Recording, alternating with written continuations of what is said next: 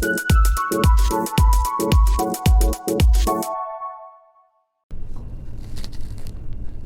want to revisit tipping point decisions because as I was sharing the message, I thought about a few things and I considered, like, hey, what are some good examples of tipping point decisions? And I've seen and I've experienced tipping point decisions where it's where you say to yourself, you know what, F it, I'm going to give up. Like, oh, I had too many calories. I had a slice of pizza and I was perfect all week and now I'm going to have 5.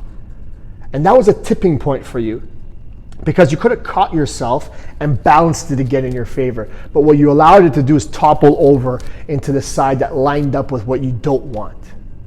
And it's probably some form of all or nothing thinking, this on or off, 0 to 100 thinking that we've talked about so much. But if you can catch yourself and sort of tip the scales back into the direction of your success, then it's not so bad. Like, who cares if you had a piece of cake? Who cares if you had one pizza? Do you remember that time 324 days ago that you had an extra piece of pizza? Who does? Some people don't remember what they had for breakfast yesterday. The point is this, that the amount of influence that one piece of pizza had is almost 0. But if you decided to have a whole pizza and that created a whole week, that created a whole month of this form of rebellion maybe, then yes, of course it made a big difference. But that was a tipping point. And I talked about tipping point decisions where you could try to tip it in favor of making the right decision for you. But at the same time, you want to catch yourself when you're making these tipping point decisions and give yourself the information you need to hear to decide that I don't want to throw everything away. I want to tip it back in the favor of what I want to succeed and not allow it to topple over onto the opposite side. So in what ways do you allow yourself to tip it in the opposite direction and you don't counterbalance it as much as you need to?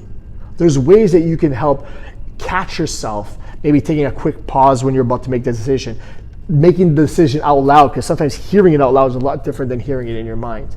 But just in some way to allow it to tip back in the direction of what you want to succeed, that's what you need to figure out.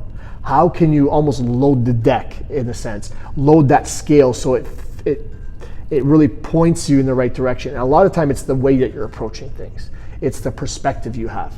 Allow yourself to make mistakes. Allow yourself to be off plan. Allow yourself to realize that you're human and you sometimes don't act like a robot. But that's okay. There's no shame in that. There should be no guilt in that. Just help make that decision that tips it back into your favor, and don't allow that scale to topple over and spill over and create this havoc in your life.